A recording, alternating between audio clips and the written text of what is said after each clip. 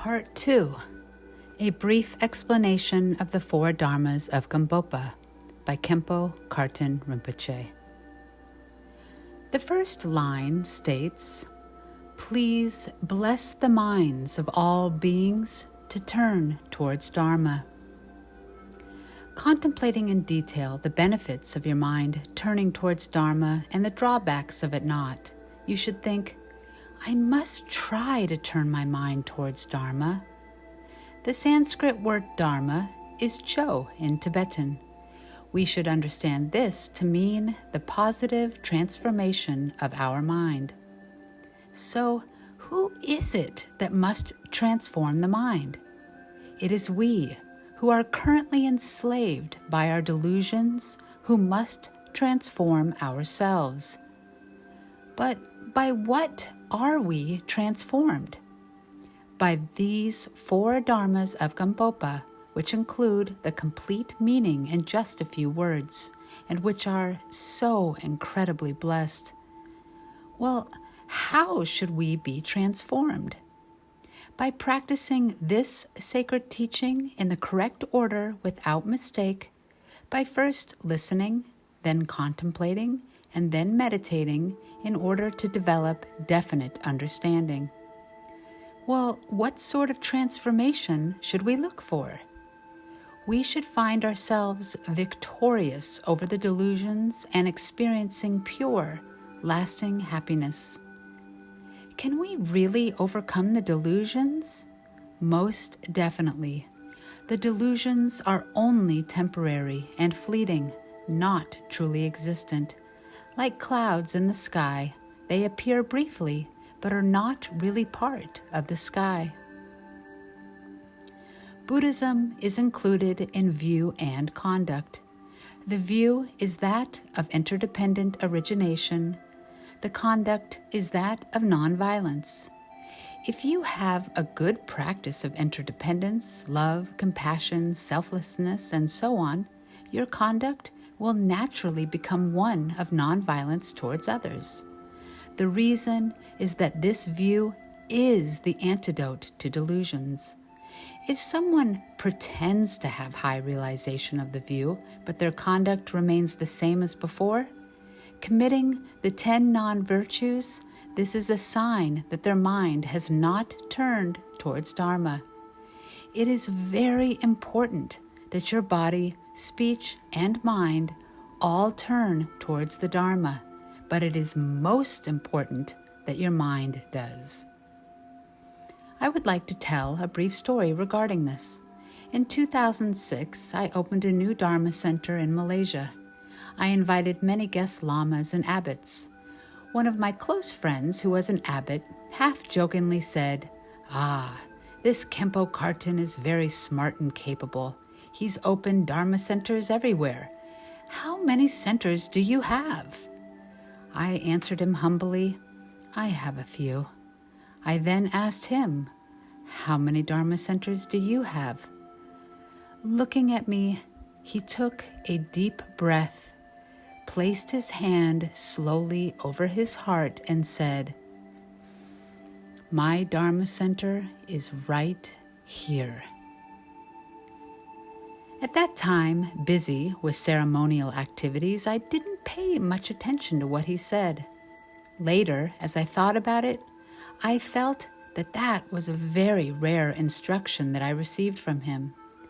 If you have a good practice of Dharma, the monasteries and Dharma centers are not outside of yourself.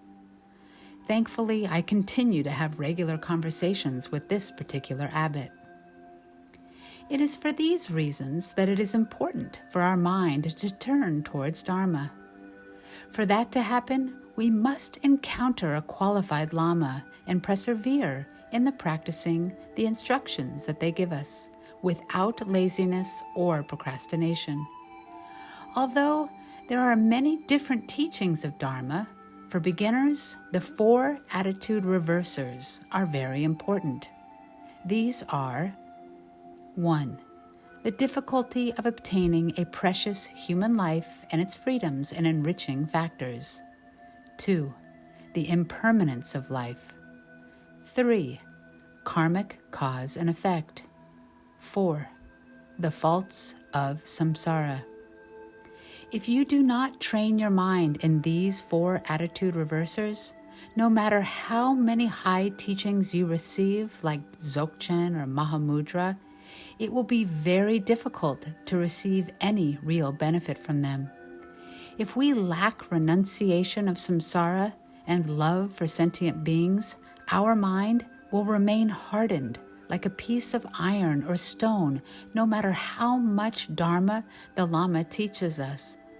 If we do not know many teachings, if we just contemplate the 4 attitude reversers, there is no doubt that our mind will eventually turn towards Dharma. Now for the second line. Please bless us that Dharma may become the actual path. These days, it is rare for anyone to turn their mind towards Dharma and to be able to make Dharma the actual path. This is because they do not know the true value of Dharma. Furthermore, they do not hold pure Dharma practitioners in high regard. A few years ago, I had a friend over for tea. While sitting together, he said to me, "If you have to live alone in this house, you must get lonely. You can't always stay by yourself. This country is not like the remote, isolated land of Tibet. There are many places to go and shows to see, like movies, dances, and many people getting together. It's fun." I responded to him like this. I get up early each morning and do my usual practices of meditation and so on. If I have some time, there is nowhere more pleasant to me than staying by myself in the house. What bothers me is to be amidst the hustle and bustle of many busy people. It was difficult for him to believe me. I know he was trying to give me kind advice with good intentions, but I just could not agree with it because we have different objectives and ultimate aims. Milarepa used to say, "From my point of view, I think the conduct of people is crazy. They think that I'm crazy. In actuality, it is they who are crazy." It is like that. In general, I wear monk's robes for a certain reason. The reason is that I wish that I and all others may be able to go together from unhappiness to happiness in this life, independence upon the path of sacred Dharma. If I cannot immediately take others to happiness, I will practice just as Gampopa taught in the Four Dharmas. In any case, after my friend left, I recited the 4 lines 3 times in front of the altar with single pointed concentration. At that time, I thought how fortunate I was to have been born in Tibet. Having been born in a good family and having become a monk, I never even knew the word loneliness. It was only when I encountered cultures like that of the busy West, with its stresses and depression and so forth, that I understood how someone could be lonely. I have practiced Dharma from a young age up to the present. Even if I'm not able to attain enlightenment during this lifetime, if I could not be free from disturbed states of mind such as loneliness simply because I was by myself, I think my Dharma practice would be completely meaningless. My friend was not to blame. He just didn't know the benefits of Dharma. These days, when people meet with difficulties, they try to fix the problem solely by looking for external remedies. They buy medicines or use drugs, etc. There are very few who understand that the supreme medicine for our times is the holy Dharma. To find jewels, you must rely on a knowledgeable geologist who knows how to find them. If someone does not understand what Dharma is, they will not know how precious and sacred it is. Even if they do, it is difficult for it to become an actual antidote to their delusions. Even when someone's mind has turned slightly towards the Dharma, it is even more rare for them to sustain it in their whole life, more than a few months or years. There are nothing but distractions in present-day society, and much of which is contradictory and discordant with Dharma. The mind is very sly, like a monkey.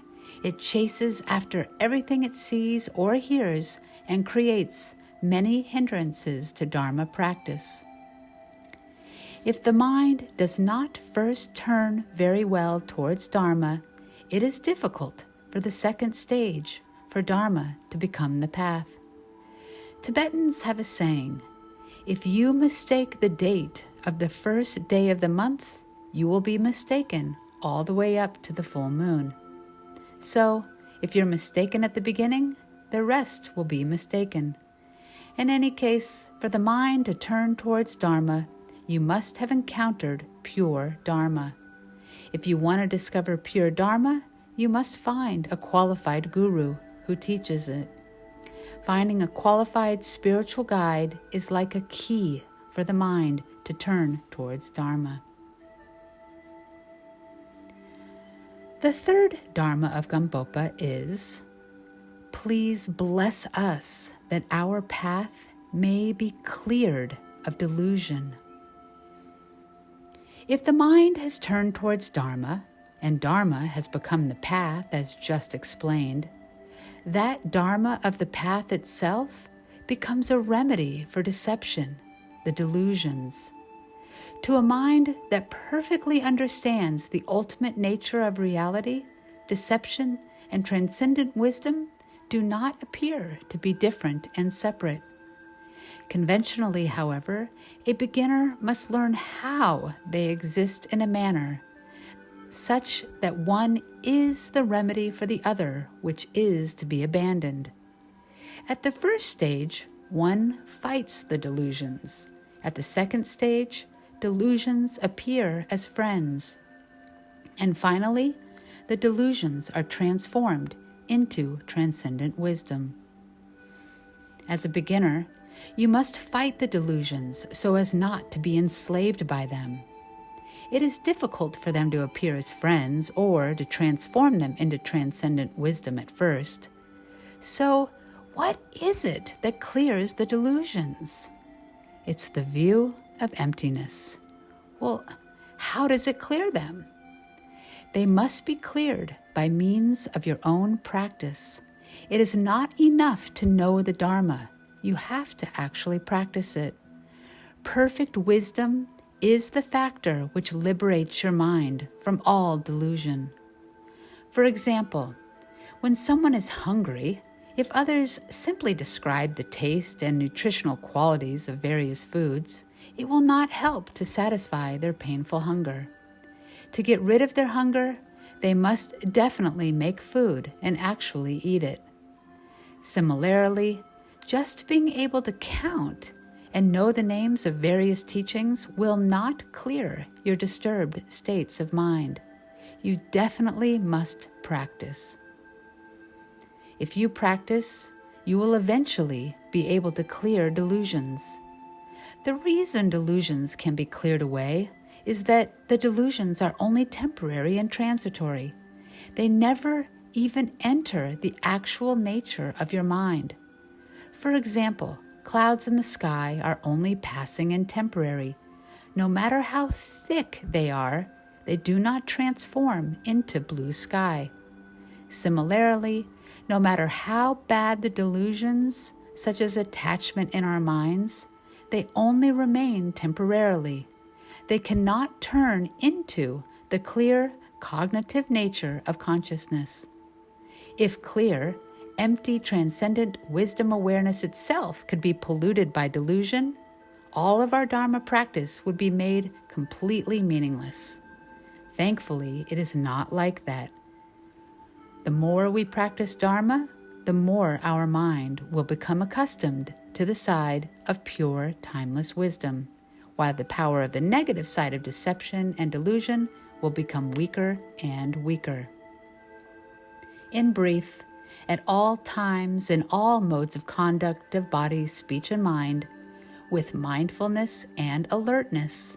We should recognize delusions such as attachment as soon as they arise in our mind. We should then be able to release them within the antidote of the view of emptiness, transcendent wisdom awareness.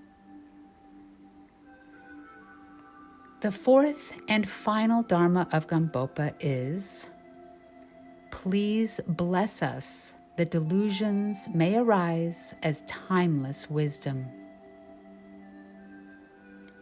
The difference between the path being cleared of deception and deception arising as timeless wisdom is a difference in the yogi's own mode of practice.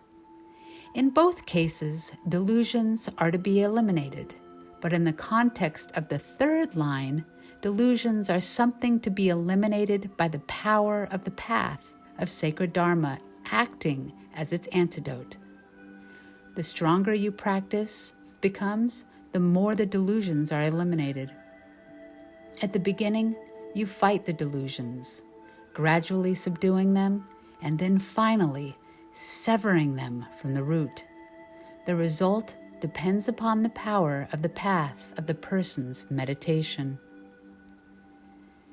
Delusions arising as timeless wisdom is not experienced by an ordinary beginner. Rather, it is the experience of a practitioner who is fully accustomed to the power of meditation. In general, delusions and timeless wisdom are of one nature, only differentiable by thought. In actuality, there is no delusion separate from transcendent wisdom. Delusion is nothing but the play, the display of transcendent wisdom. It appears as delusion to the ignorance of ordinary beings, but as transcendent wisdom to the pure awareness of Ara beings. In short, as it is said, if you know, you are a Buddha. If you don't, you are a sentient being. Sentient beings follow delusions under the influence of ignorance and wander in samsara, experiencing suffering, while Buddhas follow transcendent wisdom awareness and attain liberation. When absorbed in actual meditative equipoise, you need not block the deceptive appearance of thought in the present moment. Even if you try to block them, you can't. Likewise, you need not follow thoughts. If you follow them, your path is mistaken. If you look nakedly at the very entity of whatever thoughts arise, they are released right where they are. That is the nature of thought. If they are recognized by pure awareness with mindfulness and alertness, the arising and release of thoughts occur simultaneously. It is like the swell of a wave in the ocean. The wave and ocean are both water by nature, while appearing different in terms of their functions. Although thought and transcendent wisdom are the same nature, the way they appear to the ordinary mind is different. Anyway, if thoughts are recognized by pure awareness with mindfulness and alertness, thoughts themselves become aids to meditation. Without thoughts, there is no basis upon which to meditate. So, there can be no gradual attainment of the Ara state. To go to the upper floor of a building, you need a staircase. In this context, thoughts are like the staircase. The more thoughts you have, the more your meditation flourishes. For example, without an opposing enemy, you cannot gain victory. In Mahamudra, it is said that the nature of thought is Dharmakaya. This is why, in some Mahamudra instructions, it says that if there are a lot of thoughts, there's a lot of meditation, whereas if there are few thoughts, there is little meditation. In any case, apart from a yogi who knows how to practice thought as being the nature of meditation, this does not mean that ordinary beings' current thoughts of the 3 poisonous delusions are good. If you know how to practice the instructions by which delusions are liberated without abandoning them, thoughts do not harm you. Moreover, their appearance is beneficial to your meditation. No matter what delusions arise, without following after the object of awareness, when the nature of that which appears as delusions is viewed by timeless wisdom awareness, it is liberated on the spot. At that point, delusions cannot harm your mind. That is because they are perceived by transcendent wisdom awareness with mindfulness. When delusion is instantly recognized by wisdom awareness, that is what is called delusion arising as transcendent wisdom. There are many ways of teaching the 4 Dharmas of Gampopa, but fearing this would become too long, I will leave it at this for now.